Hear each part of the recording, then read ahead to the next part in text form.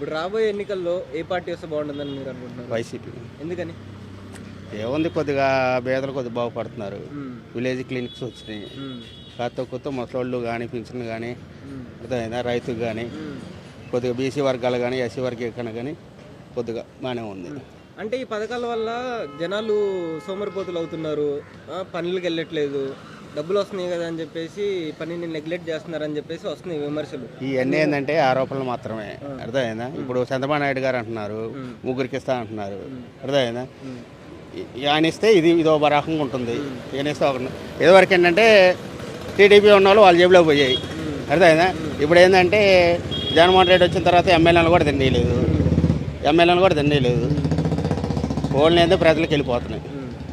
అంటే రైతులకి కనీస గిట్టుబాటు ధర రావట్లేదు, పత్యాపారం కానివ్వండి, వేరే రైతులు బాగానే ఉన్నారు. అందుకే రైతు భరోసా కానీ అర్థమైందా, కొత్త మోడీ చేసిన డబ్బులు కానీ బాగానే ఉంటుంది. బాగానే ఉందంటారు. అంటే ఇక్కడ మీకు లోకల్గా ఎటువంటి సమస్యలు మీరు చూసారు? లోకల్ అంటే ఇప్పుడు ఇదివరకు రోడ్లు బాగాలేదన్నారు. అర్థమైందా? ఇప్పుడు సిమెంట్ రోడ్డు పడిపోయింది. మొన్నటి దాకా ఏంటంటే రోడ్లు బాగాలేనమాట వాస్తవమే.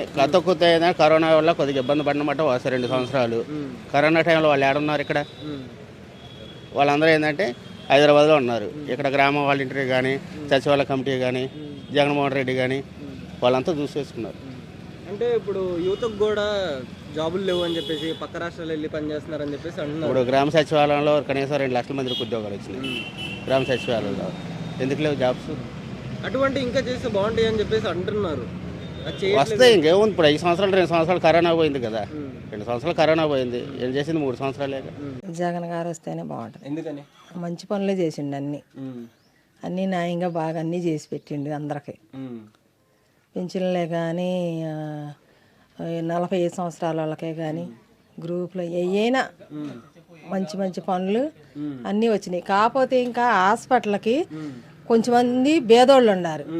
వాళ్ళకి మాత్రం పోగానే ఏ హాస్పిటల్లో అయినా ట్రీట్మెంట్ 1 లక్ష రూపాయల వరకు వాళ్ళకి ఉచితంగా చేస్తే బాగుంటుంది. ఇంకా నేను చదువుతున్నా, ముసలోళ్ళు ఉన్నారు, ఇప్పుడు లేని వాళ్ళు ఉన్నారు పాపం పేదోళ్ళు. అప్పటికప్పుడు హాస్పిటల్లో 1 లక్ష రూపాయలు, ఒక 50,000 ఆడ పెడితేనే చూస్తామని అంటున్నారు. వాళ్ళకి గనక 1 లక్ష రూపాయలు గనక ఏ హాస్పిటల్కైనా సరే చూడండి అని పెడితే బాగుంటుంది. పేదోళ్ళు చాలామంది ఉన్నారు పాపం. వాళ్ళకి అంతా ట్రీట్మెంట్ ముందు చూడక తల్లికి డబ్బులు కట్టాలంటే వాళ్ళది ఆడ తెచ్చి కడతారు. అదొక్కటే మంచి పని చేయాలి. ఇంకా ఇంకేమన్నా అనుకుంటున్నారు ఇట్లాంటి? పిల్లలకైనా మంచి పనులే చేసిండు. అంటే ఇప్పుడు మన పిల్లలు చదువుకున్న తర్వాత ఉద్యోగాలు ఇక్కడ దొరకట్లేదు, వేరే రాష్ట్రాలకు వెళ్ళాల్సి వస్తుంది అంటున్నారు. అయ్యే ఉద్యోగాలు ఇక్కడ ఇప్పిమంటారా? ఇప్పియండి. చెప్పండి. ఎక్కడికో పోవాల్సి వస్తుంది. ఆడపిల్లలైనా వాళ్ళైనా తల్లిదండ్రులు వదిలిపెట్టిపోవాలంటే పోలేకపోతున్నారు. అయ్యే ఉద్యోగాలు ఇక్కడ వచ్చినాయి అనుకో, పెద్ద చదువులు చదివిన వాళ్ళకి అవి మంచి పనులు చేసినట్టు. అంటే ఇక్కడ మీ స్థానికంగా ఇంకా ఏమన్నా ప్రాబ్లమ్స్ ఉన్నాయా? డ్రైనేజీలు కానివ్వండి, వాటర్ అన్ని బాగున్నాయా? కాలువలే లేవు. ఇక ఆ కాలువలో సైడ్ కాలువలో కట్టాలి. ఇంకా ఇంకేమన్నా? అన్నీ ఇక మంచి పనులే చేసిండు నాకు తెలిసిన వరకు.